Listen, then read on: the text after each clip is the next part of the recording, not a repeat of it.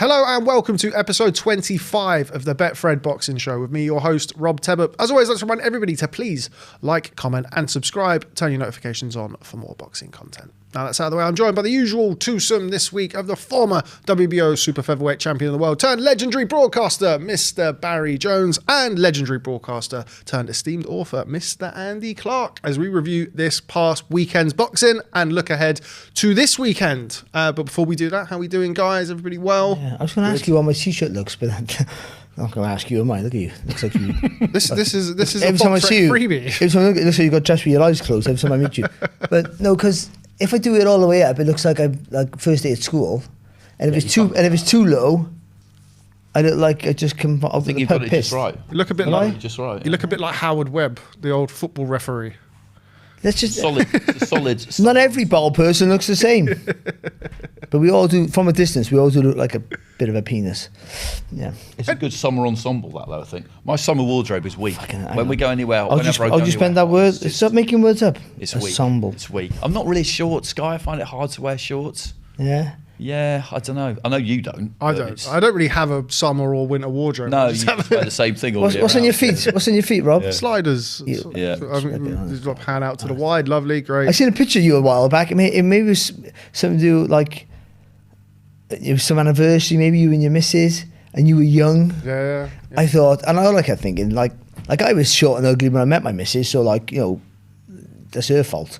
But like. Because she's relatively attractive, to be fair to her. That sounds like she don't listen to this, it don't matter. Like you. But she's an attractive woman, and so she's too good looking for me. But like you were not bad looking bloke. Now you're like stick of the dump. You fucking mess. I mean, she gotta be thinking, oh, what the fuck have I done? We've been together now. Unless you're just a really nice bloke, but then we don't think you are. So I can't see how different you would be at home. We're off to an absolute. We had one week off, and we're making up. Kelly, I know her name. See, Kelly, you could do better. Not me. I'm not trying to. I think the first time I met you was probably properly for AJ Ruiz in New York. You were 32-inch waist. 2019, and I think you. I would have been a 32-inch. I said you definitely did look different, but that's 7 years ago, so it's it's understandable. It's a while ago. Yeah, but I think if you shave that beard off for a start, that would Everyone help you. looks younger if they get shaved their beard off. Yeah, but I'd look much fatter as well, because this is on row number 2 and 3 of the chin. But if I haven't got a beard, I have a little stubbly bit. If I shave that off, I look like that X-Man. I know the one that's into Rock, like a mini version of him. I'm just a big blob. Like I don't really get beards. Like I very nearly had a shave before I came in today, so I definitely look better. I think clean shaven. I think a lot of people have beards. Wait till you hit puberty though. You shouldn't have beards. That's a solid beard. Yeah. But a lot of people have beards who shouldn't have beards. That's a fucking. They just look absolutely terrible. Fuck you. Right, anyway. No, I don't really know, but I know I can't. That's an Eddie Hearn, isn't it? What's that? That's an Eddie Hearn. That's a bigger fucking insult now. Okay, no. Anyway, great interesting start. Lots of beard chat and not looking as good as you used to 7 years ago, chat. It's just every week is everything at Rob week. Yeah, we're making up for it without last week as well. So yeah, let's get onto it and start talking about some boxing. Before we talk about this past weekend, let's just, because obviously we didn't have a show last week. Sorry about that, everybody. So let's very, very briefly touch upon, very briefly, the show in Ireland. Andy, going to come to you. Pearce O'Leary versus Mark Chamberlain, fight everybody was looking forward to for a long time. I think everybody expected a great fight, and what we got didn't disappoint. Yeah, brilliant fight. Absolutely brilliant fight. The kind of fight that it's one of those fights where that should make you kind of hood famous in boxing, shouldn't it? Because it was epic. And you feel for O'Leary because it's in front of his home fans, but then when you give that kind of display grit-wise, there's a lot you can take from it. And it's huge for Chamberlain because I questioned in the build-up, where's his motivation at? And it was a reasonable thing to question because he'd had a strange couple of years with being kind of hand-picked by Turki Al-Sheikh, and he would have made a lot of money. And where do you go from there? Because that's a hard fight and you're in the away corner. But he's shown that he is still very much in it and wants to achieve things. It was fantastic. It was really tremendous. Yeah, brilliant fight, and a massive win for Mark Chamberlain. Becomes a real big player now at £140. A terrible fight if you had 5 figures riding on Pierce O'Leary.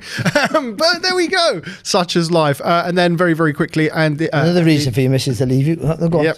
There we go. She was watching it with me. She was, anyway, should have been a camera on me for that. I'd have made for good viewing. But anyway, Barry, as well, on the same night, William Zepeda re-established himself as a big player at 135 pounds, of course, picks up that WBC lightweight title. I thought a brilliant performance against a very, very capable operator in Lamont Roach. Yeah, to be Zepeda, you cannot outwork him.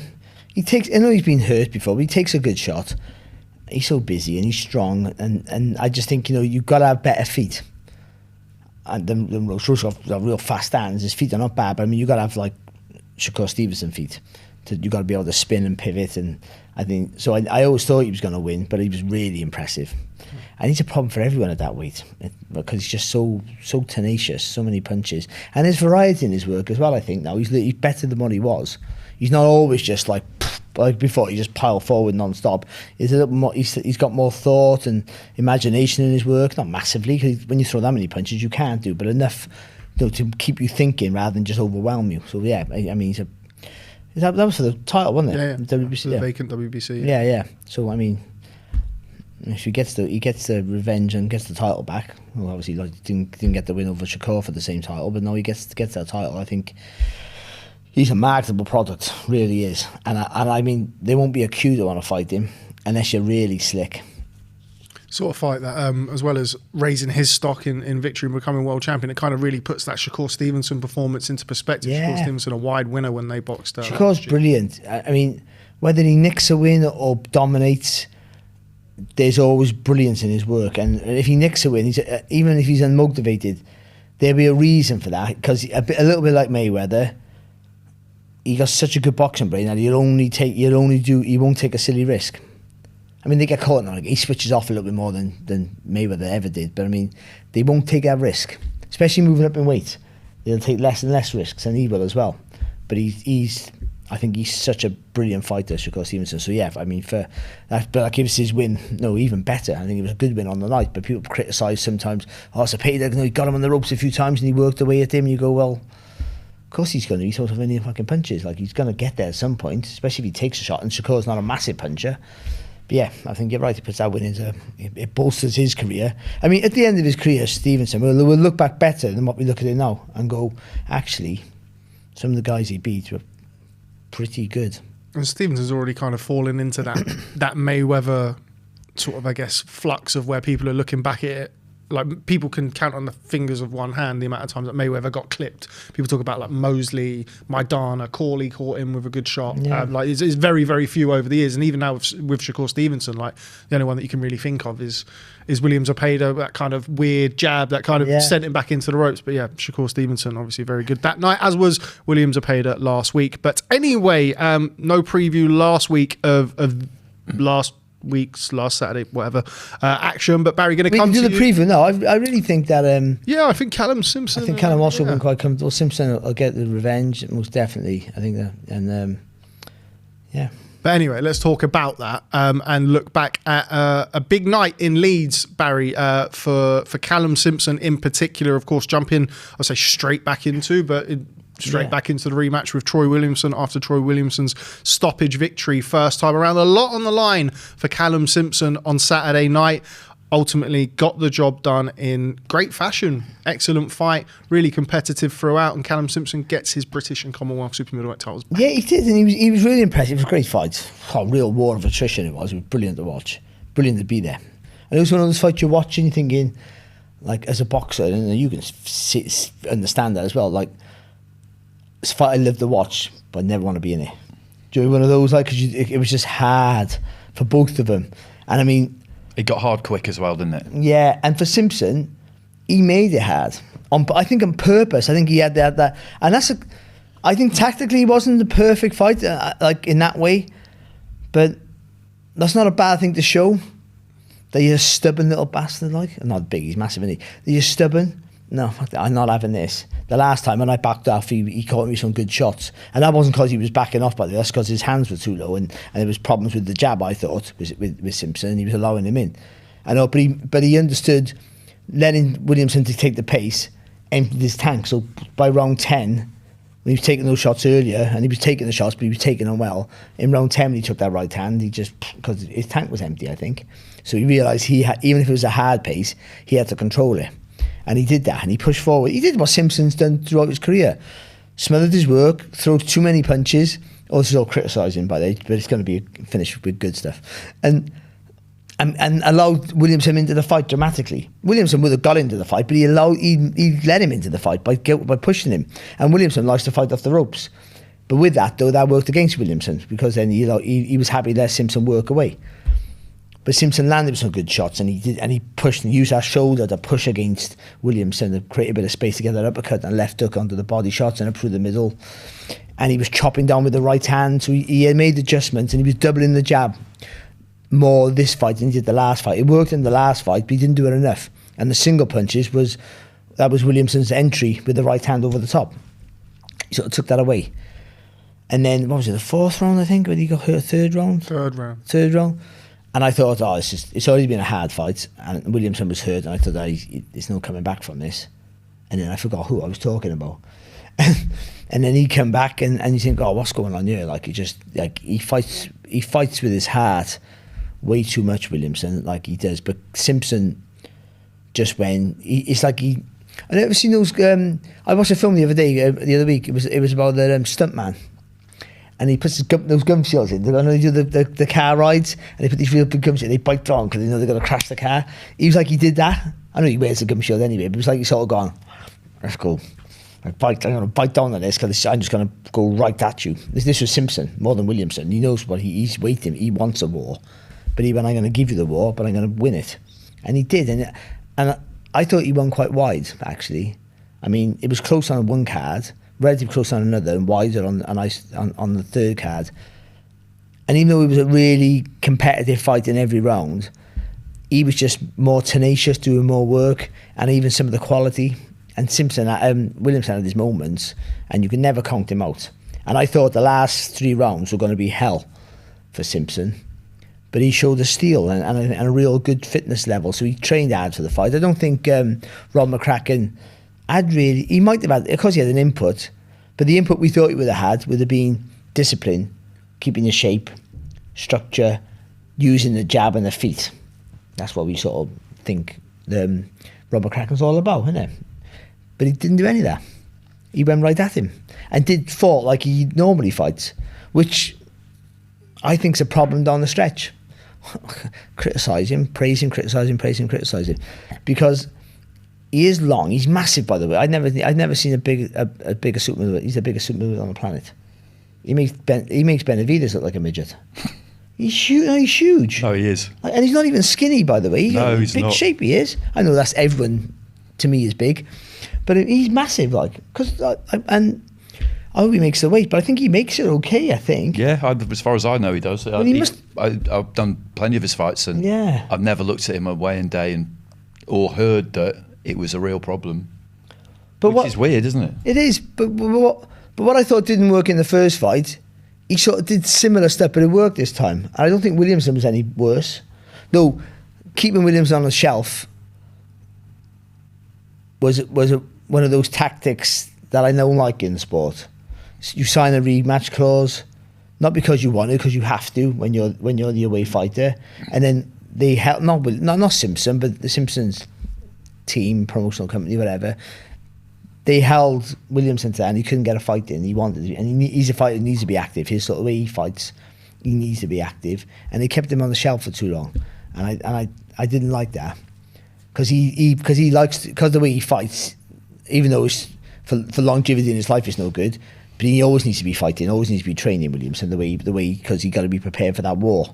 So almost you've got to be in the wars all the time. Doesn't make any sense. Yeah. And just so you're always sharp in your mind. Where more of a classical boxer can have a bit more time off because it's all about creating the space. And Simpson will box better. I think the more he's with Rob McCracken, I think he'll use that jab more. Because he was saying they were saying 1-2, and then the backhand, the right hand, and that is really is 1-2, half a step back, and then create the space to throw a long right hand. You hit him with the shots, 1-2, and as he comes forward, then which he will, you create the space for him to fall short with the shots and crack him. And he was telling that, and he wasn't listening because it's a new partnership, and it takes a while to trust people because you have your own thoughts in a fight, by the way. And so I always say the corner's important, but you still have your own thoughts. You still have to think for yourself. So unless you have that really embedded trust with people, you're not really going to listen to them, even though they talk in sense, because you've got to get used to it. And so I think but it was a good win and a great night and a great fight. And they both come up with loads of credit. I mean, it's hard for Williamson now because he's a dangerous fighter with no currency again. I feel sorry for him because his whole career he's been the away fighter, pretty much. And he was a good amateur, and I don't understand why he's always been the away fighter. Even when he wins titles, he's bringing the title to get beat for the other superstar, like Josh Kelly or something, you know what I mean? He got something that we can take off him. And even these two fights, he wins the title, he's still the away fighter. And I think that's just his path, unfortunately, and he will be now for his next fight, wherever that may be. I think going down to middleweight for him would be a real plus because I think he could make middleweight, and he would be big and strong. But Callum Simpson, they talk about world titles. I pause a little bit on that. It's a good division, that light heavyweight division, but there's loads of super middleweight. Sorry, it should be a light heavyweight though. But it's a good division. I mean, if you get offered the Hamza Shiraz fight, you take it.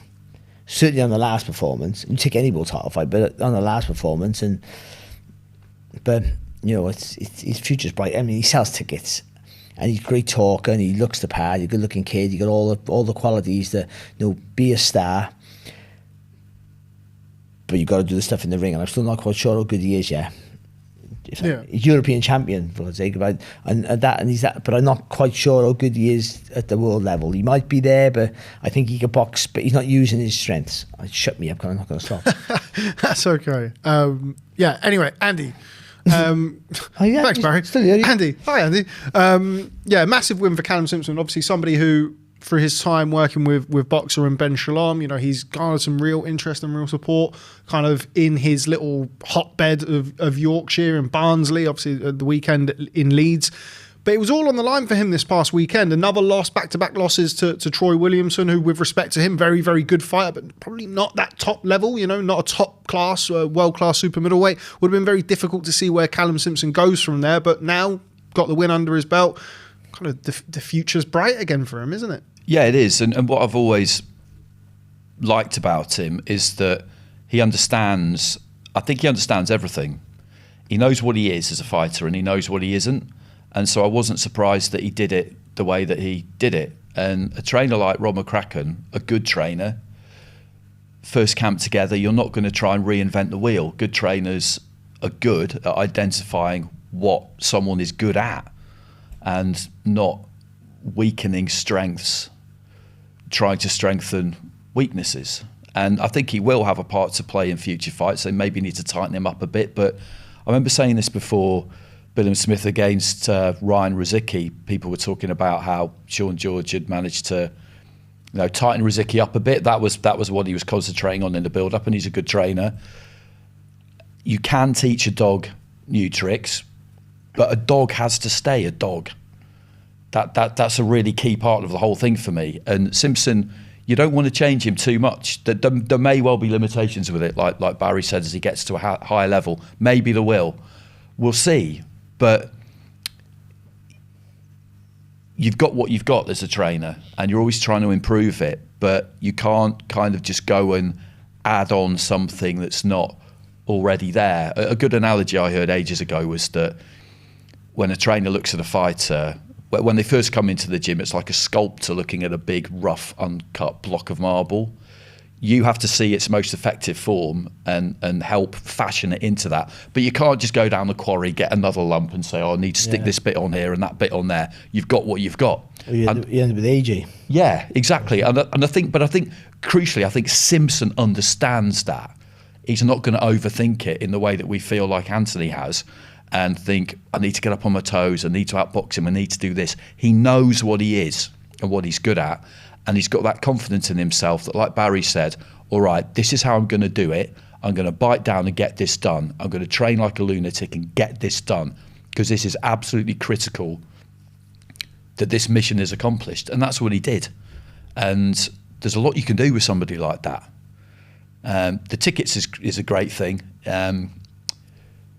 And that's how you do it. You start small, you start local, and you keep building. And that's what he's done. So I'll be interested to see what they do with him next. I do agree that I think going straight into a world title fight, although you're never going to turn it down if it's a big British fight against someone like Shiraz, I feel like Rob McCracken would want to kind of do a bit more first. But he's got a lot going for him, Simpson. He always has had. Where do we want to see him go next? If we're sort of saying that maybe a world title shot might be a little bit too soon for him, particularly with a new relationship with Rob McCracken, where are we thinking? He's obviously Troy Williamson, number 12 with the IBF. Obviously had the opportunity to box for that vacant title, but was tied up into the rematch with Callum Simpson. The top 15 with the IBF, I'd probably say it's quite modest. Number 1 and 2 are vacant, so there's not a number 1 and number 2. There's Kevin Lely Saggio at number 3, who of course. So I always think, why do you just put the number 3 to number 1? There was a reason that they always do this, don't they? It's the IBF, really. Yeah. That somebody explained to me with the IBF, it's something to do with purse bids and blah, blah, blah, but I forgot anyway. Malik Zanad, number 4, trained by Shane McGuigan, obviously former opponent of Dimitri Bivol. That'd be a really good fight to watch. Great fight. That'd be such a good fight to watch. But I suppose if you're Simpson, you look at Zanad and think, like, commercially, what does he bring? Big punching Libyan. Yeah. The thing is, though, you're the ticket seller. It doesn't really matter, does it? It goes to Barnsley or Sheffield again, whatever they go. No, because Barnsley don't have an indoor arena, I don't think. But it's big enough. I hope I'm wrong. No, I'm sure right. Sorry, I'm pretty sure you're right. I don't want to like get Barnsley want to fill me in, but also, where am I?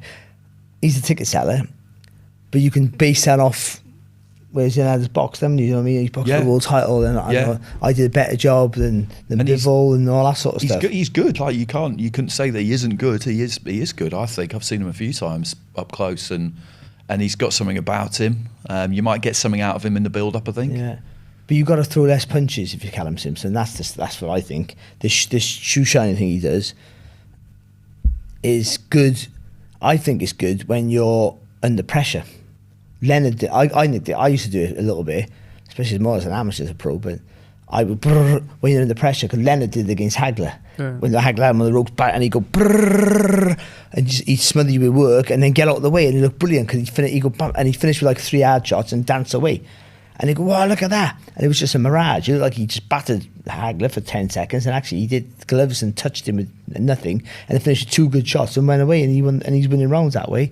He does it going forward, Callum Simpson. He gets you on. He puts pressure on you, hurts you with good shots, or don't even hurt you. Maybe hurt you, maybe he doesn't. And a lot of the work he does is wasted. And I think that's where he has to. Rob McCracken has to get him is don't throw 10, throw 4, make him good. And in between you got time because you're big and you push them back with your jab and your right hand, and you might have hurt them and got them on the ropes. That's all it is. Then learn to take that little step, or roll or slip or roll, whatever you want to do to get a different angle of attack, and go bam, bam. Especially when big guys wasting punches is work high. You know, sorry, I've gone all over the place. Big guys wasting punches is hey, hang on a minute. God, told it probably. My missus will be watching this going, see what it's like? It's not very nice, is it? I was going to say, you're at that age now, Barry.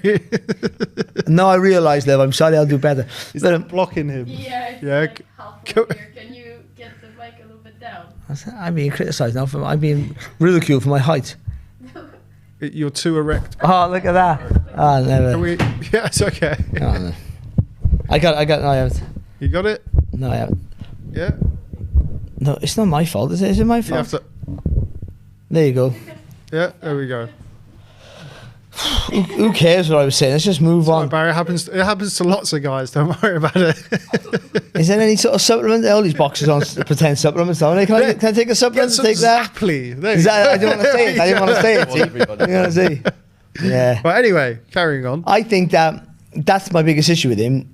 I think it's a lot of waste of energy. In a hard fight, that was a hard fight. But if you're not dictating the pace, that might empty your tank, and also you're wasting opportunities to get a fighter out there. Power is a bigger factor the more you go up in weight. Where when you my weight you can't punch like I couldn't. you can get away with we all get caught out at a certain level like I did, but you can get away with this further than you can when you're super middleweight or light heavy, or because everyone, even the ones who can't punch, can really punch. So wasting opportunities like that gives the fighter a chance. When you're going like this, they'll just throw with you. And I think he does dig hard, he can hit hard, and I think that's where, for me, Mark McCacken has his work. That's where he has to do all his work with that. Not adding, like you said, Andy, which is right, taking bits away, what's the thing? Cutting off the fat.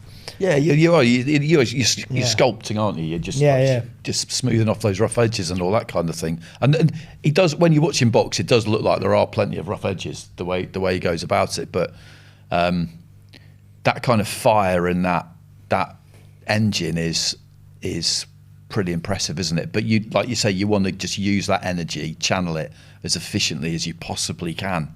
I know we absolutely. I'm trying to touch this again. No, I really am. Like, you have to leave it alone, Barry. Otherwise, it'll fall off. Yeah, I mean, and also if you're Callum Simpson now, on the back of that, I mean, he'll be feeling 10 foot tall after. A lot of people wrote him off going back into that rematch. Everybody thought it was ill advised, but gets back on track, and you're bigger than you ever have been now. Right, okay. Elsewhere on the card on Saturday night, Barry, going to come to you for Gradus Kraus, making a lot of noise at light heavyweight, of course. The Dutchman trained by Peter Fury. Box, the guy we're familiar with, Sean Hemphill, of course. We've seen him over here a couple of times. Obviously blew the weight in spectacular fashion, Mr. Hemphill. We didn't talk about that in the commentary, which I think we didn't do our job. We didn't mention it. He didn't just come overweight. Yeah. Like 8 pounds or something overweight. Yeah. He come for a holiday. Yeah. Got to be honest. And his kids and his missus there and everything, they're all over there, so he's just gone. As spectacularly as he blew the way, Gradus Kraus blew him away in just as spectacular fashion. I mean, it was a night of a really good fight, and then a night of everyone doing their job. That's what it was. You thought he was going to win, like we thought Hassan Azim was going to win, and they did a little bit better than what you thought, which is good. It's a good night. That is. All the prospects come up and they show up and they do the job, and he did. And I think Kraus is a good fighter, and he's a problem because he's busy. If you didn't get to see that, I mean, but even though he has a switching style, and we always worry about that with the former kickboxer, they square their feet up. He punches from unorthodox angles. He has power. All those things makes him hard to work out. But at a higher level, they'll forget about all the bells and whistles and see the gap down the middle potentially. But he's busy as well. He's on you all the time. He's from the first bell. He's on you. See in other fights, he's just always making you work. And then with that, he creates opportunity to get the angle of attacking, and he puts you under pressure and makes you be overreactive, which allows him loads of space to do his work. So I think he's a good fighter. How far he goes, we're not quite sure yet. But they're stepping him up, they're giving him potential test. This was meant to be not a test of him losing, but a test of him going rounds. Same as Boris Crichton. Yeah. I mean, he blasted him out there quite comfortable. Well, it was an easy night work for him. He went to hit with a shot, he fell apart, and he's a good finisher. So I think he's a good fighter. Talk about Gradus Kraus against, it's kind of like Ben Shalom putting his new squeeze in with his old one, with Gradus Kraus against Ben Whittaker. Not a fight that I can necessarily see happening anytime soon, but that's the sort of level that they're looking to push him. Ben Shalom seems to think that he's got, I think I saw we all have a kind of overzealous promoter. I saw some quotes attributed to a future pound for pound star of the sport. I think it's a bit early for that type of chat, but the fact that he's talking about Ben Whittaker, the fact that he's talking about trying to push him forward, obviously kind of take the promoter gusto away from it, but it shows kind of where they're looking to put him, Gradus Kraus. They do have high hopes for him. They do, and I agree that he's got something. He is pretty open and pretty raw, though. And it brings to mind something that Andy Lee said on commentary when I was working with him on Saturday night, which was, where has the footwork gone with a lot of boxers now? Where's the footwork gone? Because there are lots of fights now where it's, I'm going to get on top of you and you're going to try and get on top of me, and we're going to dig in and take it to the trenches and try and break each other. And it might not always be that dramatic, but it's physical. We had a lot of physicality in Dublin on Saturday, and I know we're coming on to it. But as he said it, I thought to myself, that's a good point. Like, where has the footwork gone a lot of the time? And Kraus is in that kind of bracket where he does look to overwhelm you, but he is quite open, and I feel someone like Whittaker would find a lot of gaps with him, and he'd find them quite comfortably. So as for how far he can go, it's hard to know, but you look at what he does currently and he's very entertaining and he's got a good following and he's got plenty going for him. But as for where his level is,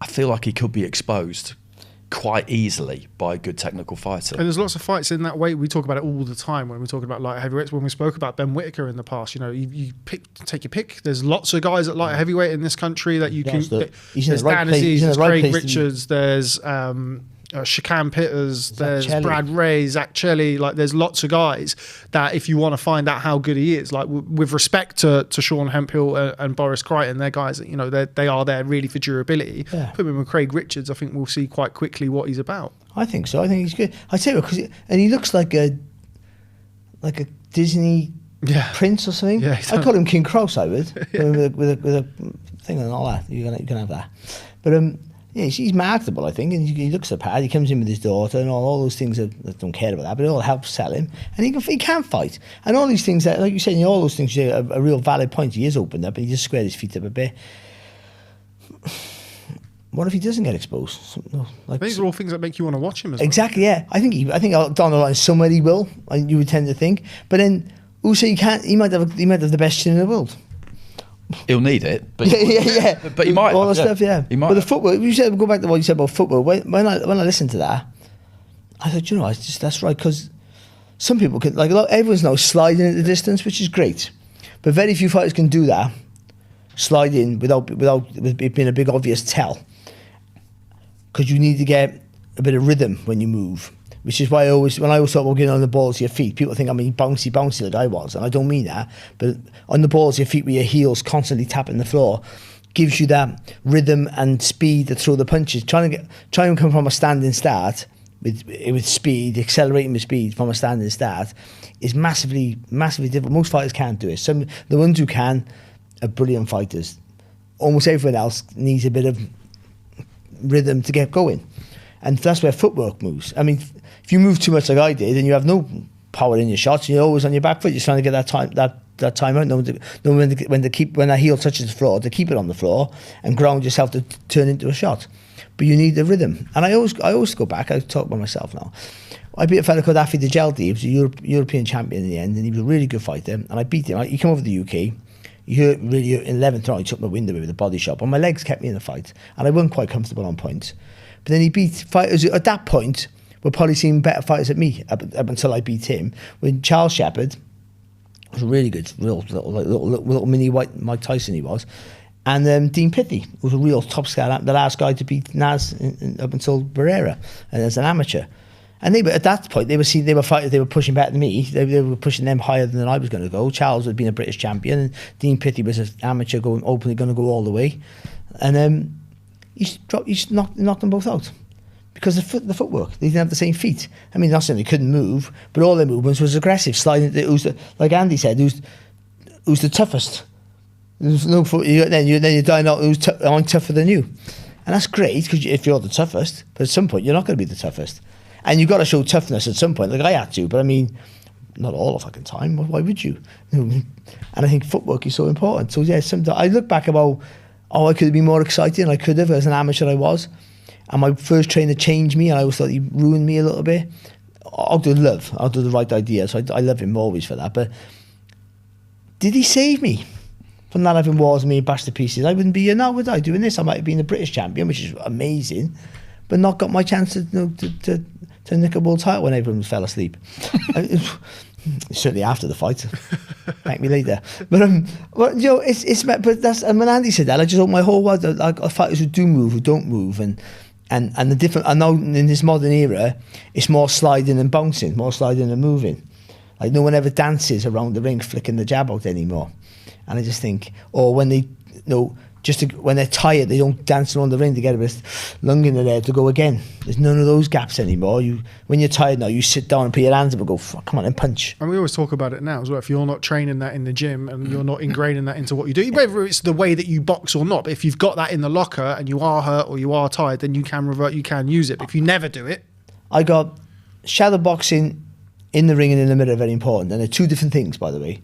Shadowboxing in the mirror is important because you have to watch your shape. It's not so much what you're throwing, it's your shape. And that's why I always say, train like this is your first day in the gym. Because football players do it, the highest level. Passing drills, rugby player passing drills and all that. The running, pass and run, pass and move. I mean, they can do that, but they know what they're doing now. They're like the best players on the planet on £150 a week, £150 a week, £150, £150 a week, within the 60s again. But like, they still do it because you've got to do it. And in boxing, we don't. Once we know the box, we forget about the fundamentals because we can do that. But over time, you lose it. I mean, so boxing with your hands up and looking in the mirror, seeing the form and your shape all the time, making everything correct. One hand's up, one hand's touching your face. You might not box like that in the ring, but when the shit hits the fan, you got to go back to default mode, and that's in the centre of your stance, good balance, neutral I call it, good balance, hands high, elbows tucked in, and that keeps you safe. Just enough for you to do, and the straight punches, the reason straight punches are most effective, not just the quickest to the target, you're safer. In defence, you can never be fully defensively sound, but you're safer than going on all these angle shit and all that, which works, but it works when you're in charge. And the footwork and the shadow boxing in the ring is about your feet and defensive. You should be imagining someone's coming at you, block, slip, roll, spin, and always moving. Do 2-3 rounds. Before your session, use it as a warm-up. I don't know how you want to do it. You train. But I don't think we do that anymore. There's no criticism to anybody. Things evolve sometimes so much and so good, by the way. I mean, I probably would have been a flyweight if I was boxing. If I was boxing now, back then. I'm massive for the weight, but they all make the weight. They don't know what they're doing. They eat the right, don't they? Everyone eats the right food and everyone's better.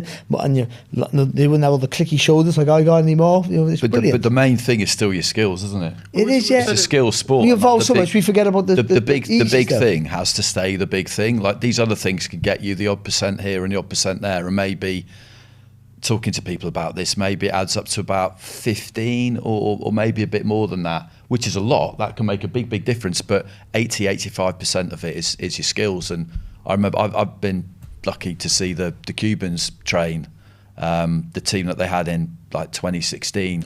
I saw a couple of times in a couple of years, and it was Arlen Lopez, Roniel Iglesias, Julio La Cruz, Lazaro Alvarez. I think the day I went, they didn't all go. They didn't have to go because they'd had a long flight. It was in Kazakhstan, and so they. But that's all they did.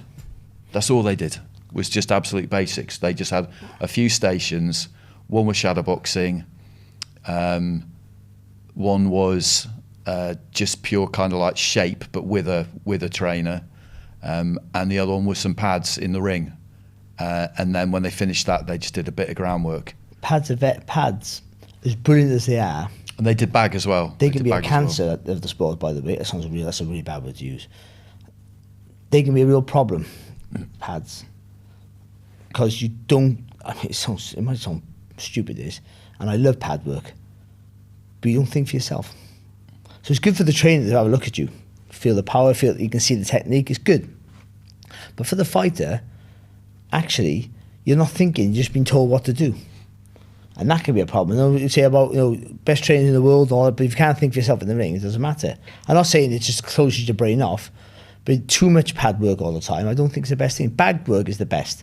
Pad work arguably only came out in the late 70s, I think. Yeah, it was minimal actually, from memory. It was minimal what they did on the pads, but it was more. Yeah, it was more bag thinking about it. Yeah, Manuel Stewart used to say the same sort of thing about pad. I mean, he used to pad guys, but he said, there's an over-reliance on it. You shouldn't, don't live and die. I think fighters find it fun as well. I think that's another reason why they like doing it. Oh, by the way, I tell everyone people, personal training people, I say, just focus on that right hand. And someone else, a guy called John Holler told me this, and he said, once you get someone throwing a big right hand, bam, they'll come back and they'll pay anything to do the session. No, it's a drug hitting a pad hard.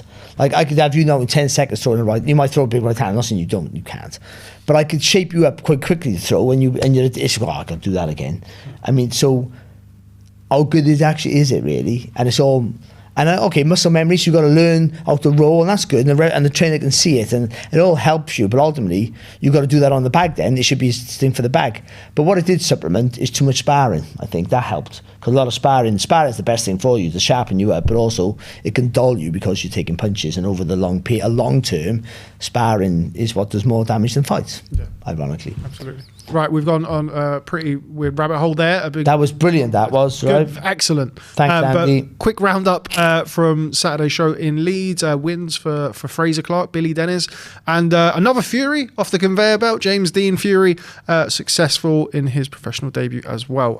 Right, going to go over to you, Andy, for Dublin, for Aaron McKenna versus Etinosa Oliha, Zuffa Boxing 10, and the new IBF World Middleweight Champion of the world. Aaron McKenna, of course, picked up pretty conclusive, I think the word I used to describe it was clinical performance in his win over Etinosa Oliha, and picks up the IBF World Middleweight title. No, listen, I don't.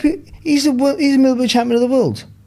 And we're all like fucking snobs now with IBF, WBO. It's just a fucking title, and it might. It's more the broadcast and the promotion of it. I know, not the broadcast, because the broadcast is fantastic. At no point, just so people know, at no point were we told by anyone during the week to not say IBF. It's just negligence. Negligence. It's a world middleweight. It's a world middleweight title, and he won it convincingly. And you felt like he probably would, because you watch Oliha, and what I was sure about with him, and looking into the background and meeting him during the week, because I think you can tell quite a lot about a person during fight week, particularly when you catch them kind of in unguarded moments. I was sure that he wasn't going to freeze. He wasn't going to like bottle out, if you like. He didn't shrink during the week, and it was by distance the biggest platform he'd been on. He was solid, like right from the first moment I met him on the Tuesday for the first face-off they did. He was consistent. He didn't flicker. And he didn't on the night, but McKenna was better than him, which is what we thought would happen. And working with Andy, Lee and Matt Macklin, they were looking at McKenna and the way he was going about it, and he chose to get on top of his man physically early on and take it up close. And that, you would have imagined, would have been what Oliha would have wanted. So they were slightly puzzled by that as to why he wasn't making it a bit easier for himself. And in the process, if you keep it longer, a bit more eye-catching. But he obviously felt like he knew, and he was right, that there was a way to win that fight which represented the least possible risk for him, and that was the way he did it. We were talking about it before we started, and it was like he got Oliha in a headlock and just kept him there. Yeah. And that's basically what he did. He got more expansive in the second half, and showed us a bit more, because there is plenty to the repertoire there with him. But ultimately, I think the cards were like 10-2, 9-3 and 8-4. 8-4 was very generous. 10-2, I thought 11-1 maybe. You know, it was really, really wide. And he did what you needed to do. You've got to win when you fight for a vacant world title, but particularly someone like him, because he's felt like he's been avoided, and he's high risk and low reward, and people haven't really been interested. And he's been telling people that he's at a certain level, and then they did start to believe him after he beat Liam Smith. Not peak Liam Smith, but still a really good fighter. And nothing really happened. The way he beat him. Yeah, he was really good that night. Really good. And lots of people picking Liam Smith. Yeah, nothing really happened off the back of that. And then you get this chance, and you just have to win. You have to win. It wasn't one of those ones where it's, he needs to win and look really good. He just had to win. I thought he looked good, and it was a good performance, a very kind of mature performance, and he's a world champion. And the support in the arena was great. His ring walk was terrific. I mean, the scenes outside, I was walking back to the hotel outside, and there was a few hundred outside the entrance, all just singing and dancing and flags everywhere. It was great. You don't really see that outside boxing much anymore. No. It was really, really good. It was, congratulations to him, because it's been a long road, and they have done it the hard way. They've been to those American gyms, the two boys and their dad, and at the time that might seem like a bit of a mad decision to take them over and do that. But he was obviously very confident they could survive it, and they didn't just survive it. It stood them in very good stead. Yeah, absolutely. Fantastic achievements to become middleweight champion of the world, and yeah, I agree with you. It's when you're in those situations, it's just win, and he won very clearly. And I felt Barry as well. He kind of showed in there that he's still got a little bit more to give as well. I don't think Oliha, with respect to him, was necessarily the guy to bring it out of Aaron McKenna, but you kind of look at him as a fighter. There's not, to me anyway, like obvious weaknesses to Aaron McKenna. He looks quite a well-rounded boxer. Yeah, I think he could have boxed a lot better. I think more pleasing to the eye, not a lot better. I mean, okay. Yeah, he could have done. Like my trainer said, better to win ugly than to lose pretty. I thought that was the mantra. It was an option. I didn't realise that. But fucking thanks, Ron. But it is just get the win. Especially for a world title, just do what you got to do to get over the line. You're champion of the world forever now. That never leaves you. And I maybe thought that Oliha might, don't give him any momentum, so throw the shots and get close and bully him and push him back. Don't let him try and push you back. And that might have been the idea. Maybe just don't let him start getting any sort of confidence, or I'll just tough it out. Because the McKennas early in their career were all just about blasting through people, weren't they? And that's why for me the Smith fight was a bit of a revelation, because he boxed really sensible to instructions and was really thinking about his work. But I think he's shown again that there are there's lots to him, for lots of variety, and he's long and limbed as well. That's always going to be a problem for fighters. I mean, if people forget about the height, you always look at the arms. Like, I got long arms, haven't I? You know what I mean? I'm not very tall, but I got arms like a monkey. I'm like that. But it helps. Could you get there first? If you've got fast hands as well, you get there first and get there often. So you also you think your feet are in the right place, and all of a sudden he goes boom, boom, boom, boom, boom, and they go, am I getting caught all the time? And so yeah, I mean, it was a good in that way. It was a good performance. He dominated most of the fight, and he dictated the pace. And even though it wasn't massively that pleasing, because I watched it at home. So in the arena, especially with the Irish crowd, in that arena, because it's very much all on the one side, isn't it? So all at you, you get all the noise. It's a great place for boxing. It's one of the best places. Yeah, it's really good. And then I was there the week before when the atmosphere was fantastic. Good to see the crowd. Because I thought with Pierce O'Leary, who lives like 300 metres away, and it was busy that night. I think that helped though, because it was a different fan base. They weren't calling on the same people again. Yeah, but I mean, that's good. They have a different McKenna's fan base. are from Monaghan. Joe Ward's from outside of Dublin, from Athlone, and Hickey brought a lot over from Dundee again. I mean, some of the same people would have gone 2 weeks ago. Yeah, but it's good though, isn't it? Yeah, and also good. Katie Taylor's a couple of weeks, and that's a massive fight. Even though the fight might not be massive itself, the whole cage and what's going to happen. Absolutely. So people would save their money for that, maybe. Yeah. Croke Park as well. I mean, it was good to see how much Irish love sport. We can forget that at times, and how much they like a night out. That's the bigger thing, to be honest. They are still, when it comes to crowds, you won't beat an Irish crowd. Yeah, and they were all, they were in there from early, because I'd say for the start of the TV cards, a lot took their seats for Stephen McKenna, who was on the prelims. For the start of the TV card, which was Louis Green, and they're not going to have a vested interest in him. It was pretty full, and then it filled up a bit more for Hickey. And then for the top three fights, it was pretty much full, to be honest with you. And then it was completely full for Callum Walsh, top of the bill. It is a great arena though, isn't it? Because it's got these two bowls basically, but if they curtain off the top one, they do it so well that you don't even really see it. If you open the whole thing up, I think it's 9,500. The lower bowl, I think, is 4.5, and they sold it out. Which considering there was someone there the week before, was good, because I was wondering about that. Like, you can never be completely. You just think it was stupid, didn't you, at the time? Well, that seemed like an ego thing. Well, that date was actually, I think, it was announced after the Queensbury show was announced, but it was in the books for a while before it was announced. And obviously, different for Sky, because they have to. You're given the dates, and you pretty much. So yeah. These are the dates. This is the time slot we got for you. Yeah, that's it. And they're identified a long way out. So that's a good. That's people might not realise that is that date would have been identified as happening a long time before it was announced. With the zone, so you'll see it announced, and you think, well, that's a bit of a weird decision, and you think that decision was made ages ago, when they wouldn't even have known that Queensbury were going to have a show at the same arena 7 days before, and that Katie Taylor's going to have one at Croke Park 4 weeks later. I think Harrison Whitman said after the fight, who's COO of Zuffa, said that they did 4,500 or 4,300, but they was all sold. They didn't give any away. Tickets, they didn't give any away. They sold them all. I think in Bournemouth maybe they did have to give a few away late on, but they didn't. Not for this one. It's a work in progress, the whole thing, because they're an American company. Americans generally will pay more for a ticket for sport than we do in the UK or Ireland. So I think maybe a bit of an adjustment was made there. I'm not totally sure about that, but it was. Yeah, they are just a great crowd. The Irish. I mean. I know another world for champion. all sports, that's but the big thing, isn't it? Yeah, another world champion and another build around. Yeah, exactly. Even in defeat to to Mark Chamberlain, as we just mentioned. Pierce O'Leary's there. You've got Aaron McKenna now. Callum Walsh, who was on the card as well. Irish boxing looking lively. Barry, where next for Aaron McKenna? We've got Denzel Bentley, WBO champion. We've got Carlos Adames, the WBC champion.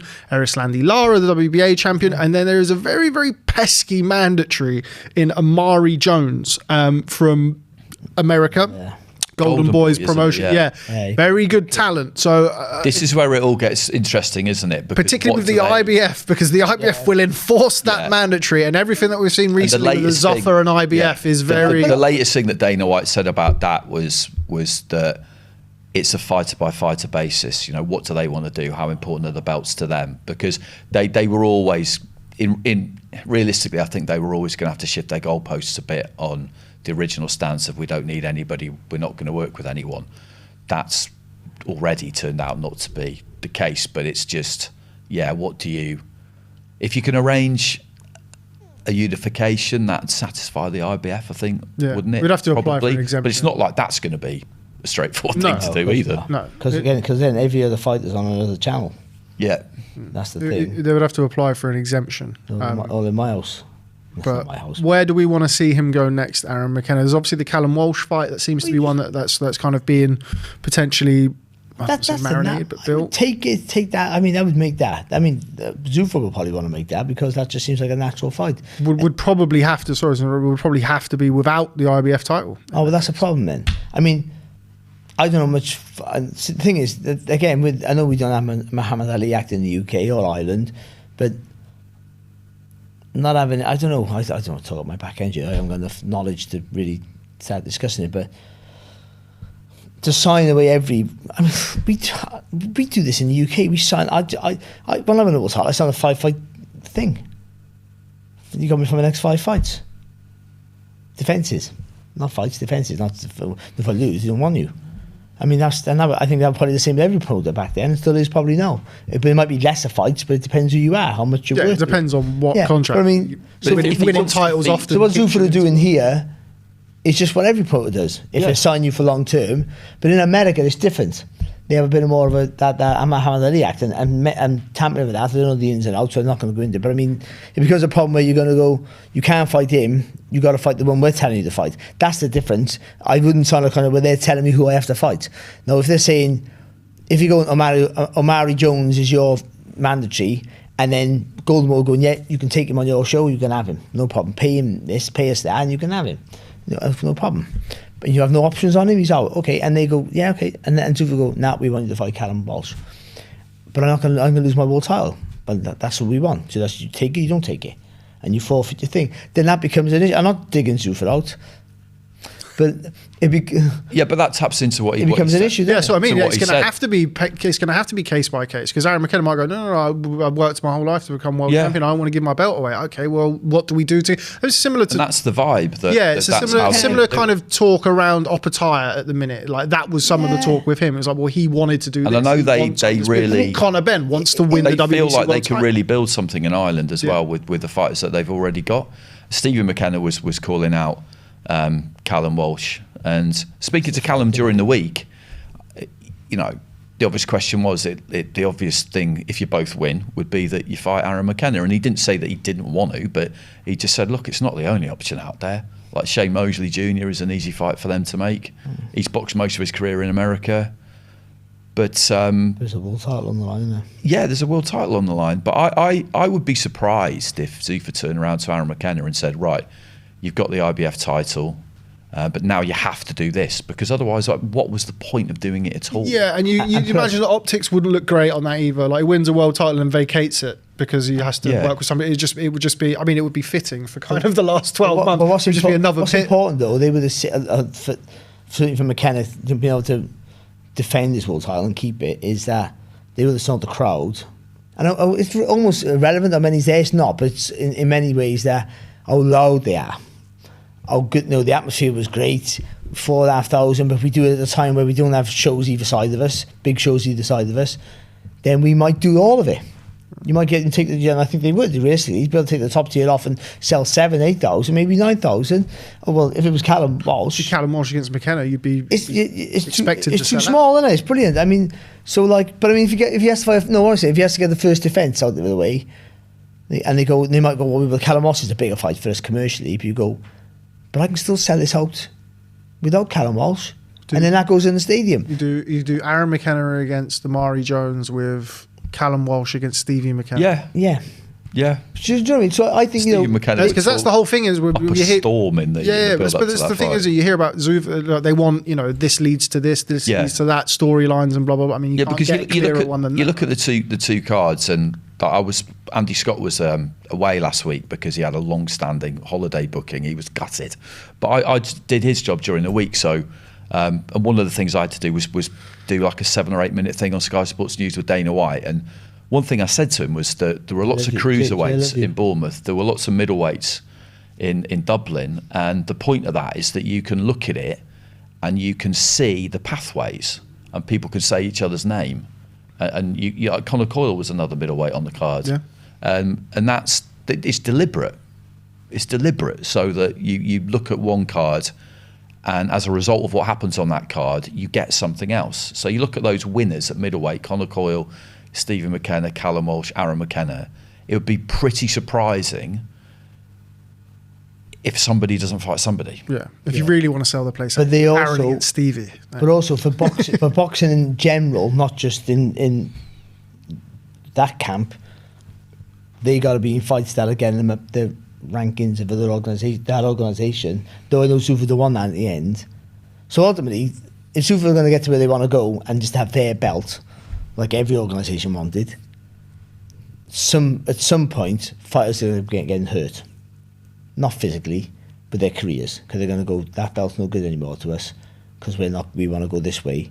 So in the short term, at some point in the short term, if they're going to stick to that, it's going to be difficult for a lot of fighters, because you're going to go, you've got to give that belt up, because we're taking you this route, and they're going to go, but my IBF defences of all titles in the history books is there, and they're going to go, yeah, but we're going here, because in another 10 years, 5 years time, this will be the new history book if they get to where they want to go. But it's going to take time, though. I think they're aware that that's going to take time, and at the minute there is currency. I don't think it's a good thing, though. There is currency in those belts, and the only way that you could ever get to the point where you can try and make your own belt the one belt is if you've got all of the top fighters. Yeah, that's why there was all the talks about. They've been doing this 6 months. Of course they haven't. Yeah, that's why they may never have. Alexander Usyk, Bam Rodriguez, the names that they went for and the names that they signed with respect to, outside of Conor Benn were kind of the top. Shakur Stevenson, the top guys. Because you can say, look, it's the best versus the best. We've got Shakur Stevenson. Who can beat him? That's right. But right, we've got to try and fly through this because we're a slightly shorter show today. We've spoken about it. Callum Walsh against Tyler Denny. Andy, I was expecting a really good competitive fight, and I think that's what we got. I did think the cards were a little bit wider than what I saw in the ring. I thought Tyler Denny maybe deserved a little bit better on the cards, but albeit I thought Callum Walsh was a clear enough winner in a competitive fight. I thought it was a type of fight where Callum Walsh, I think, will be much the better for having. Yeah, I think so. He said that at the end, and he was quite.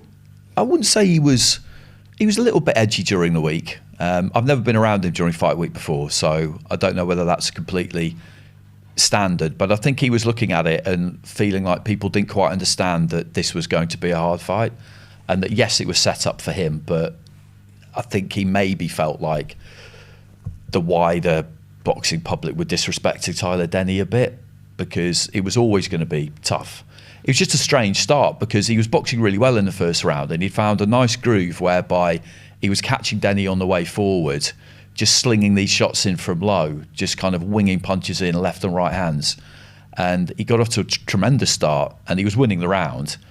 And then he touched down a bit like he did against Carlos Ocampo. It was weird, though, wasn't it? It's like no real yeah, shot I didn't feel like it was due to him being hurt. He was just kind of got quite low. His legs spread, didn't he? And his legs spread, and he was in a really deep squat, and then he just ended up touching down. He was waiting for the ref to separate. He was, I think he was, and then that punching. turned a 10-9 for him and some really nice momentum into a 10-8 for Denny. Then in the second round, he put Denny down and hurt him, so equalised. And then after that, for a bit, just looked for single punches a bit too much. Halfway, he was pretty close. And then in the second half of the fight, he just managed in pockets, or often enough, to find that kind of groove again where he's winging those punches in, quite often missing with the left hand or missing with the, whichever one it was, missing with the first one and then landing with the second. And he definitely did do enough to win it, but it was hard. And at the end, he was a bit frustrated, but I think he got what he thought he would get from Denny, which was a hard fight because he's a difficult guy. You know, he's been at a good level. He doesn't like training, as he said to us during the week, but he loves fighting, but he does the training.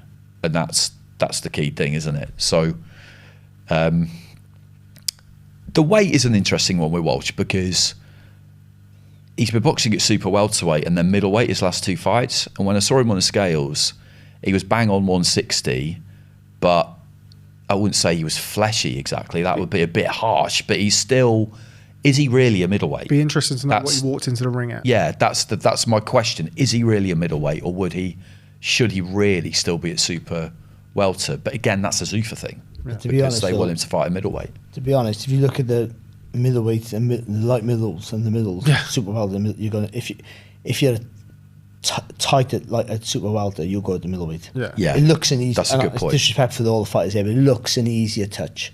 Yeah, I mean we've discussed it many times. Super welterweight, is arguably the deepest talent-rich division in boxing. I said to Xander Zayas, and was talking about him. I said, there was a rumour he was struggling for the weight. Especially looking Saturday, you would fancy a chance. I mean, McKenna's a harder fighter than what people think, but when you're a good boxer and you think, I can make middleweight's not a problem for me. I won't be a small middle. You'd move up, wouldn't you? I think if Denzel Bentley, all those fighters, they're all good fighters, but you're going to think they lack the experience of the higher level yet. And that's what you think. I'll take my chance now and go there. I think it's an interesting time for middleweight. I do think that if you're Aaron McKenna and Denzel Bentley, both were very tricky mandatories in Amari Jones and Yuenli Hernandez. Try and fight each other. Yeah. Fight each other. I mean, for Denzel Bentley, we love Denzel Bentley. I think he'll be here next week. Yuenli Hernandez, former Cuban world amateur champion.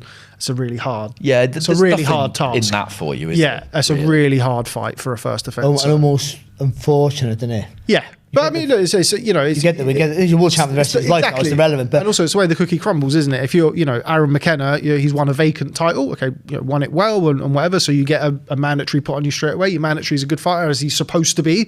And the same for Denzel Bentley. Was interim champion, was elevated. You have a mandatory put on you, and your mandatory is a really good fighter. So be interesting to see what happens with them. But moving on, very very quickly, want to talk about another brutal knockout win for Sam Hickey. I really like Sam Hickey. I think he's got a lot of talent. I think he's nasty. He's got all of the skills and all of the talent as well. I mean, it's everything is spiteful. It's all like, I mean, the shot that won the fight on the weekend against Brad Axe was some shot, Andy. It's on the back of obviously he had another highlight reel knockout and performance of the night bonus that he won in Bournemouth as well. He's picking up quite the highlight reel, Sam Hickey. Lots and lots to like about him. Yeah, there is. I mean, there's he's got everything that you could really want for a fighter on the rise because he's got a tremendous fan base in Dundee. Yeah, I think he brought like 200, 250 over from Dundee. And there's a 3,000 all-seater arena in Dundee. And I don't think it will be too long before they take him there. I think that would be something that they might be inquiring after an extra date for, because that would be more a kind of development show, you would imagine, because he would have to headline it. But he does have what you want, because he's got that pedigree and that schooling, but he's got that that bit of. He's a nasty nastiness Scottish to him. bastard. He is, he is, That's he what you is. want. The Scottish That British Josh, is the real that's thing. it. It Josh is the real Taylor, thing. Scott Harrison. Like it's And that like. he's probably going to go up in weights as he gets older because he's tall for middleweight. He's slender, And he's slender, but he's got that whip and he's got that power. And they were telling him in the corner, just box him. You've got 8 rounds. You'll break him down. And he listened to them. Early on, he was maybe looking for it a bit too much, but then he settled and he listened to them. It wasn't like Brad Axe was coming apart because I thought he did well actually. Yeah. I thought he boxed well, and there's a big skill differential between the two, and there's no point denying that. But I thought he was doing well until he wasn't, and that's the key, isn't it, with someone like Hickey? Where you get into that flow, and that punch just came completely naturally. just half a gap on there. In the moment, half a gap, bang, and everything about it was perfect. Like the little kind of rock of the weight transfer and the biting point that he hit him at, and he was down in a heap. And it was one of those ones where when you're commentating, you're watching. I never take my eyes off the fighters, never look at my notes, anything, because you'll miss something if you do. You at some point you'll miss something, won't you? I've worked with some people that reading off their notes. Yeah, it's madness. It's absolute madness. And it was kind of, but even though it happened that quick, and because Axe's back or Hickey's back was slightly to me, you didn't quite see it. So you didn't know exactly what had happened. I'm thinking to myself, likelihood is that was a short right hand, but I wasn't completely sure. And that's, again, like, that's a good sign, because that means that someone, can do it in the blink of an eye. And I thought they could have done a better job getting in the ring, the medics, and sorting him out, because it took too long. And to be fair, we had a problem. Where was the oxygen? We had an injury the week before. Lee Yeah. Reed, Lee Reed, bless him, and they were really quick, I think. So sometimes just when it's unfortunate. Yeah, it's never a great And thank optics God when he's it's the fine. referee putting them in the recovery position and the ref's you got to be looking at faster than that. But It was smooth. It was smooth, that right hand. So smooth. Oh, he kind of did it. He scored the knockdown, I think, it was the end of the 3rd round as well. And he gets into, he's in this lovely flow state, but he has that injection of pace where I'd be interested to speak to him afterwards, because it just kind of happens and it's boom, boom, boom. And I wonder what. He's talked about that flow state. Yeah, where he's when not you even talked thinking about it. boxing. And it just. That's what he needs. And I think it's like he was flicking the jab, and it's almost like he's sort of waiting for that. When that moment arrives, he will just do it without thinking. And that's what you need, isn't it? Right, okay. Moving on to this weekend, very, very quickly. Teremoana Jr., the man so good they named him twice. I'll continue to make that joke until he gets beat. Against DeAndre Savage. I'm not hugely familiar with DeAndre Savage, but I like Teremoana Jr., Andy. A lot of people, myself included, been kind of calling for a step up. Do we think that this is it against DeAndre Savage this weekend, or are we expecting another quick fire win from the big Aussie? I think Cook Islander, whatever. I think the latter. I think I wouldn't imagine that we're going to get loads from Savage, to be honest. I mean, it's a great surname. I'm not saying that's why he's been recruited, but remember Babbage? He's funny, wasn't he? yeah, was really- the Savage. Yeah, he was tremendous value. Babbage. But I feel like it's going to be another pretty comprehensive, fairly quick win for the big lad. Where are we? What I mean, Teremoana is kind of. I watched an interview that he done a couple of days ago where he's talking about Moses Atalma, and he's talking about he belongs in those conversations, and he feels that once he gets there, and not yet. Obviously, you have to look at his record. I mean, I don't know without looking at it. I mean, I think his last 3 or 4 have been 1 round knockover jobs, or most of them. Have been, what's he on 10? Not even that. I don't think 8, 7, 8. Well, I think it's double figures with money by it. I mean, everyone thinks about, oh, he's 22 and he's got there, so I got to get there. I mean, that's your pace. You go to your pace. Oh, he's 11-0. Beg your pardon. No, I know I was right. And then, I mean, he's got loads of time. He's good. Looks good. He's only been out of the. Sorry, Barry. He's only been out of the first round twice. So you're For looking 2 for, second round stoppages. You're looking for durability with him, but because he's so big and punches long, and he's correct, and he has good fundamentals, which is as soon as a heavyweight almost makes you world class. And he has plenty of power and good technique with this, so I think that's where it comes from, and I think he's good. I mean, what he's going to be like against the higher opposition, we don't need to find out yet. Give him another year, just blast people out there, make him this indestructible monster. So from down under, who's just battering everyone. who's afraid, who's brave enough to go down there and conquer him, all that crap. I mean, Yeah, there's nothing wrong with that. yeah, it's not, is it? Yeah. I'd make a really bad promoter.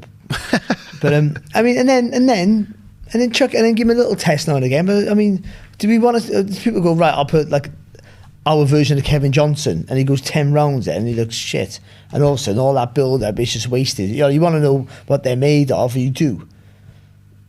But you can just keep in heavyweight. You have a luxury where you can get the 20-0. They don't do it anymore, but they should still, and just show them off. Even when those people get knocked out, they get paid more than ever, and do all the learning in the gym.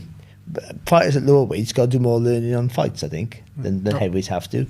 And but you're rushing to get there like a Talmud is, and maybe that's the case. But I mean, let them get embedded. I use this word all the time. I never used it in my life 2 years ago. All I say is I was embedded. And but let them, all this new crop of heavyweights get there. You don't have to get there with them straight away. Let them get there, and you just come up on your own little path, and all of a sudden you're the new kid on the block. Forget about your age, because age almost don't matter anymore. But let them get there, and they're the world champions. Him, Dubois, whoever else is going to be there.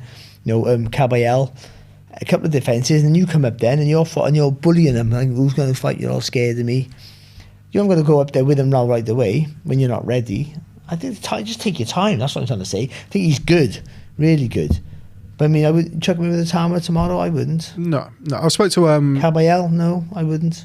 No, I spoke to Brian Peters, who of course manages him, and he said that he's getting him around the gyms, going to sparring in America, that sort of thing. Obviously, a very well-travelled amateur, boxed at a very high level in the amateurs. I like him a lot. A fight I'd quite like to see some point in the near future would be him against Dempsey McKean. I think that's like that part of the world. I think would be Brian good. Peters doesn't make many mistakes. No, and he won't be rushed by anyone. But Brian will do what he wants to do. Mark Chamberlain, Pierce O'Leary fight, but anyway, I'm over it now. Clearly. To be fair though, we all thought It's a good match, wasn't it? We thought Pierce O'Leary was going to win, didn't we? Yeah, Just back to Dublin quickly. I know we've skipped over it, so we obviously don't really have time for it, but really good fight between Joe Ward and Artem Kasparian. We just realised that, Joe Ward against Artem Kasparian was a really, really good fight. Conor Call against Mark Buke, not the same sort of fight, but competitive as well. Stephen McKenna, less said about that but fight, with the better. Ward, it goes back to what Andy was saying about where's the footwork gone. Joe Ward is a supremely talented technician, one of Ireland's best ever amateurs, but he looked like he might be about to go under after 3 rounds against Kasparian, who brought exactly what we thought he would bring, but he had to really dig in and do it in a way which you suspected he wouldn't try and do it, and it looked for a while like he couldn't do it, but he did do it. So that was kind of impressive, to be honest. He's been out for 2 years, and maybe that's what he looked too easy to hit for a little while. Yeah, but it goes back to what you were saying earlier about sometimes, you have a game plan, but the fighter has to decide, and the fighter knows the best way to go about it. And the corner was saying to him, not quite get up on your toes, but box move. You can make this easy. But having been out for 2 years, I think he realised I haven't got it in the tank to do that, but I'm going to do it like this. And you might not feel like I can do it like this, or I can see you're worried about me doing it like this, but I'm going to do it like this. And he got it done. Massive win for him with the layoff, and the way that he did it, having those. At the end of the 3rd round, I think he was backed up against the room, looked like he was about to get stopped, to kind of survive that, grit it, and the confidence he'll get from that is massive. Right, okay. Before we wrap things up, we've got a little bit of AOB, a little bit of any other business. Going to come to. There's only one man to start with this. Come on, Chris Eubank Jr. versus Kell Brook. Now, I'm not sure if they'll be able to get a world title attached to it, Andy. Maybe you can speak to your friends and get a Zuffa belt. But what do we think of that? In all seriousness, Kell Brook, 40 years young, has kind of all but confirmed, or I think he has confirmed that he's going to be coming back to the ring, has an announcement. The rumour is him and Chris Eubank Jr., obviously far from a done deal or far from being announced or whatever it may be. Thoughts? Yeah, there was quite a lot of chat about that over the course of the week. From a few different people I spoke to, so I think it is real. I think it's in the ether, and as far as I know, I think they do both want it. Kell Brook hasn't boxed for a really long time. I think intermittently he does go to the gym. I think he goes to the gym quite a bit, from what I'm told, because he misses it. But then maybe when he thinks about actually getting back in there, maybe thinks twice about it. And this is just a really normal thing, because You take a bit of time off, the aches and pains disappear, I'm told, and you'll walk past a bag one day, you'll start hitting it, you'll feel great, and you'll think, God, yeah, I missed this, I really want to get back in. But then you start to think about a 10 or 12 week camp, and you think, do I really need that? Hopefully he's done well with his money, Kell, and he's comfortable. I think he is. And you've got other things going on in your life, and it kind of pops in and out of your head as something, oh, I fancy it, do I? I fancy it, do I? I think there's been quite a lot of that. Eubank definitely wants to keep fighting. He was over in Nigeria a few weeks ago, wasn't he? And they were talking about getting him out over there. I think it would sell. I think people would be interested in sell massively, wouldn't it? In doing it. I think it would be on DAZN. I think Eubank's still got that relationship with Boxer, I think. You don't need anyone, do they, for that? They can use any promoter, can they, for that? It's almost irrelevant, isn't it? I mean... But I think I think it's going to get announced. As for whether it will it definitely happen? I don't know, because when you've got someone who's been out of the ring that long, you can never be completely sure, I don't think. It's a bad fight for Kell. I mean, it's a good move. You're going to make a shitload of money against one really good fighter who's now not a fighter, and then one fighter who's pretty good, not brilliant, but pretty good, who's still a fighter in Eubank. That's the truth of it. Eubank's naturally bigger. I don't think there'd be any issue with the weight. They'd be super middleweight, that will. You would expect, yeah. Maybe do 165. I don't know. No, Kell probably won't be. I mean, he's big he is, isn't he? Yeah. 168 would be hard enough for him, and Chris would be okay with that. Then I would have thought, which makes it all in Chris's favour. Sharper, less miles on the clock. Active. What's that? Active-ish, yeah, active. It's just the money, and the worst thing you can do is go back to the gym. That's when you retire, worst thing you could do. It seems like that's the best thing to do for your mental health and all that stuff, but it's the worst thing you could do, because you're good. I almost had to come back in my 30s. I was strong and sharp, and I was like banging the pads and sparred with somebody, and I did really well. But the kid was going to box for a British title, and I pretty much stood him on his head. I mean, I was like, better than I was before now, and in many ways I was. Cause I was thinking calm, and I was physically stronger. But it's different. Come fight night, things are different. Everything's a little bit sharper, and all that vision thing I talk about. And when you're in the trenches, and when you're young and ambitious, you fight on and go, fuck, I ain't having this. When you're older and you've got other things to worry about, and you're getting hurt, I don't know what it's like, by the way, but I've been all like that in the streets, but I've been battered and gone, I ain't having this. And I've also been not battered, but been hurt when I was older and I'm to fight like an idiot. And I've gone, I don't want to be here now. Bloody hell, what am I doing this for? Do you know what I mean? Like, when you're young, you give a shit to you anything. Or your well-being. When you're older, you care about everything. Ow. I say, oh no, every time I get out of bed, I go, ow. You know what I mean? It's like, it's madness. So I just think but in the gym, you feel good. And because the intensity is different. But it's the worst thing you can do. That's why I play football. I can't play, I'm shit. But that's why I play football. It keeps me busy. It's competitive without anything riding on it. And it makes me feel good. If I enter the gym, I feel bad because I'm shit. Or when I was in my 30s, I want to fight again because I'm feeling. But it's not good for you. And Robert Smith saved my life because he said, "You sure?" I want to apply for my license. I was, and he went, "Okay, Barry, no problem. But are you sure?" And I went to bed with him saying, "Are you sure?" People slag Robert Smith off, but I'm indebted to him because I could have made millions, Robert. And thanks to you, I never. No, I wouldn't have, would I? But are you sure? And I sat on that all night, and I couldn't sleep. And I think for Kell, he got no one saying, "Are you sure?" Because he's not married. He's in a relationship with another boxer who doesn't think sensible. I'm not slagging him off. It's just boxers. You're all very. Yeah, you can do it, Kell. You get beyond, and that's a good thing, by the way. That's a great thing, by the way. And I think apparently she saved his life. When the way that's what the storyline is, and that's fantastic. But I mean, you don't think we all think stupidly, don't we? About you get this win and you're back, and then we all think about the good stuff, not the bad stuff. I think it's a bad move for him. But he'll earn a shitload of money, and it'll sell for everybody, and we'll all watch it, and we will all watch it, and you'll be thinking your mate's going to be able to title shot off the back of it, and I'll work it. You never get old, that joke. And I'll work it. Do you know what I mean? So I don't know. I'm just not sure. I think there's a lot that needs to. I just don't think it would. it being announced and it happening are two different things. I think if it gets properly announced as a press conference, I think it happens. Yeah, I think so. But I mean, you're right. I think from it being rumoured, and I'm willing to fight him, and I'm willing to fight him, and getting the deal made might be an issue. Yeah, I mean, we've heard these guys talking about this fight for a long time. But I hope you're right, Andy. For a long time. It falls off. My two pence, I really don't want to see the fight. I don't want Kell Brook to come back. Kell Brook, whatever. I'm going to say I don't want to. Reasons why, whatever.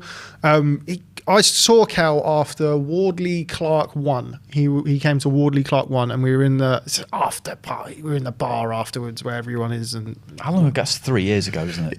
Yeah, 2.5 years ago, 3 years ago. Oh, It was really? Easter Sunday. Yeah. Good night. 2023, I think. Good night that was, wasn't it? Bloody hell. Or was it 2024? 2024. Yeah, it was 2024. And I was speaking to Kell. And I said, there was rumours at the time about him boxing. I said, you boxing? There was talk about him and Conor Benn at the time.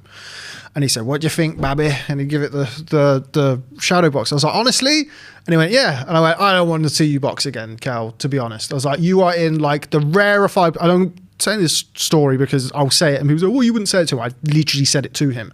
Like, you're in like the tiniest little bracket of people. You fought your career-long nemesis on pay-per-view and stopped him. You would have made loads of money from that. He had a great career up to that point anyway, but there was always that calm cherry on top to put on there, and he did it. You think about Calzaghe, Froch, guys who have gone out at their absolute top. Like, it can never get better for you than that. Like, I don't want to see you come back. And at the time he was talking about Conor Benn, I don't want to see you come back, and with respect to Conor Benn, I said, I don't want to see you come back and lose below your level. Like, if you go back, and then he looked at me and he went, thanks, Babby, and then turned around and walked up. It was nice, but I don't want to see him fight. And that's not to say, Chris Eubank Jr. is below his level. I don't really want to see Eubank fight either, because I don't. Look at him Not against really. Ben, the second fight. But if the flip side to it is, look, if they're going to fight, and look, we're not their parents, and if they want to box, they're going to box. Yeah, you would hope that they're going to box somebody from their own era, and not, you wouldn't want to see Chris Eubank Jr. against Hamza Shiraz or Osles Iglesias at 168 pounds, would you? Or Kell Brook to come back and box Janabek or somebody like that, just throwing names out there. So that's kind of, I guess, and it will sell. Like, you go back to the Golovkin loss of the pen, and there'll be all of that stuff dragged back, and, they're two big names over here at a time where British boxing was more thriving than it is now, in my opinion, and then they're two of the household names from that era. So it will sell, but I don't want to see it. I don't think, if you're 40 years old, he's had one fight in 6 years, which was the Khan fight. His last fight before the Khan fight was 20 months or something before then. If you don't need the money, if you've got money. I didn't want to see the Khan fight. Not really, but again, it's a similar sort of thing in the sense, if you're going to fight and you two are going to fight, then fight each other. Yeah. Similar to Fury and Joshua. Like, I don't want to see Fury box Talma or Joshua box Daniel Dubois again, or flip that, whatever. Like, it's the same sort of thing. So I don't. But you still get hurt, because they can still. What you don't lose is knowing how to throw a punch. Forget about power, knowing how to throw a punch. What you do lose is the ability to see the punch coming, and for both of them, so they can both throw a whack a punch. Now to this day, they're still young men.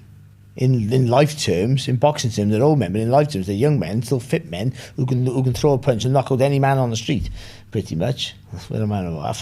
But I mean, I'd fight any man. Yeah, but their ability to see it in the ring for both of them, certainly more Kell, I would say, than Chris, is diminished. Yeah, absolutely. And that's the worry, like, because you still get. I mean, it's better than it being a 26-year-old who's going to come right through you and beat you. Yeah, of course. But there's more demons, and again, I think that's the problem.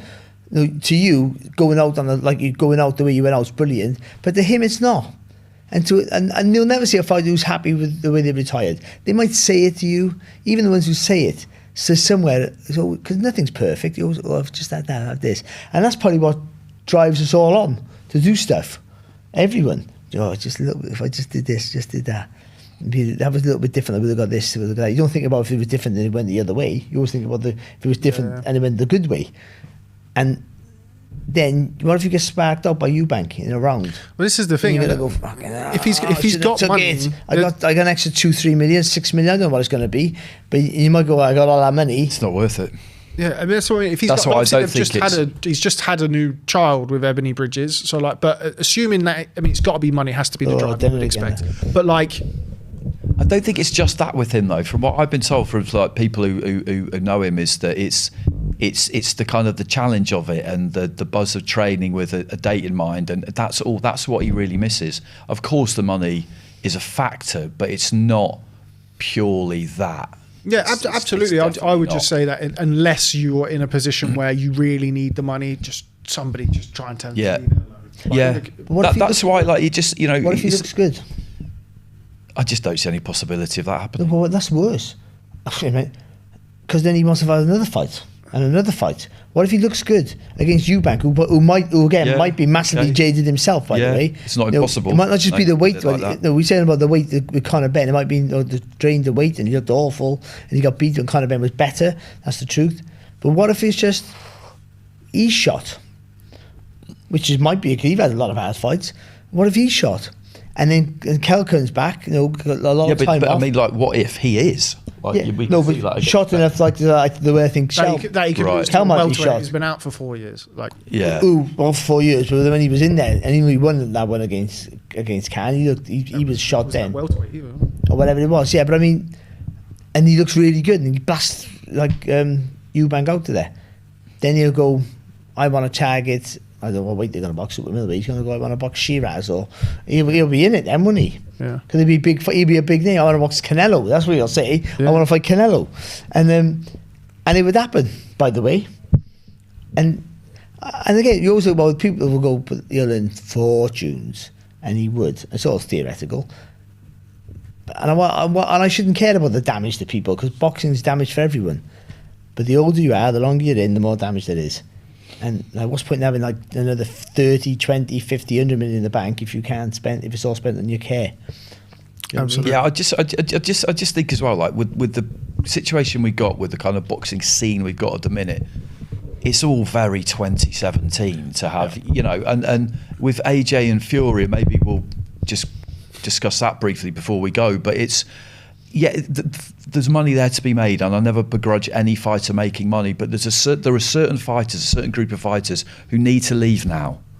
Like Kell Brook's left, but they need to leave because they're in danger of outstaying their welcome. I mean, we've seen as harsh as it might sound. We've seen it recently with Errol Sport has to regenerate rather than kind of like cling on to this for a pay-per-view, and it would be a legit pay-per-view because of the demand for it, but at the same time, what are we doing here? Yeah, it gets away from the sport. Let him have it. Let him have it, right? Let him have it. But do it a mad one, like do it in like Macau or something like that. I'm just thinking about what get a real good insight. What can I get out there? What can I get? Yeah, where have you not been that you want to go? These selfish bastards earning fortunes fighting each other way past the sell-by date. I'm past my sell-by date, by the way. So let's do it in Macau, somewhere in Prince haven't been, or I'll go to Vegas again. I always have a Vegas trip. Do it there. Don't do it in Sheffield. I'd be financially ruined if I went to Macau. But anyway, right, that is all we have time for. We're not going to get any time to talk about Fury versus Joshua because which is going to be in America because that's where the people who are paying for it have decided it's going to be. And that's the end of that I'm happy with that. Also, that's the end of the discussion. Also, Eddie can talk all he wants about, I'm doing this and I'm doing that. It will be where the people who are paying for it decide it's going to be. Yeah, and we all know where that is. We're going to New York on tour. Woo! We'll see what we can do, Barry. We'll see what we can do. But yeah, I have Fury Joshua fatigue now, so we're not going to talk about that. And that's all we have time for today on another episode of the Betfred Boxing Show. My microphone's gone. I was going to say. So from me, Rob Tebbutt, from the usually erect Mr. Barry Jones, and the always erect two kids over here, Mr. Andy Clarke. Thanks very much for stopping by, and we'll catch up with you next week.